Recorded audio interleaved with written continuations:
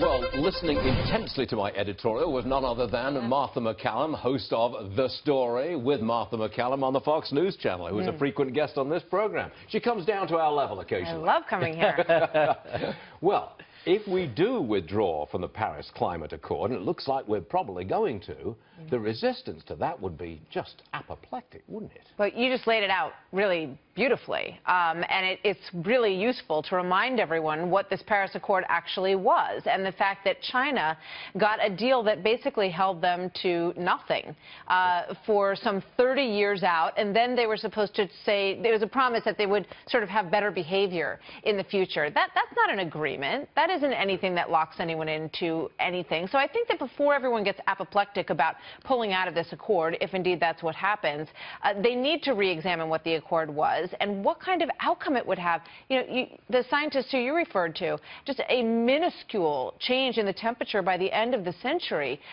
doesn't seem that the cost effectiveness of all of this is worth it at all.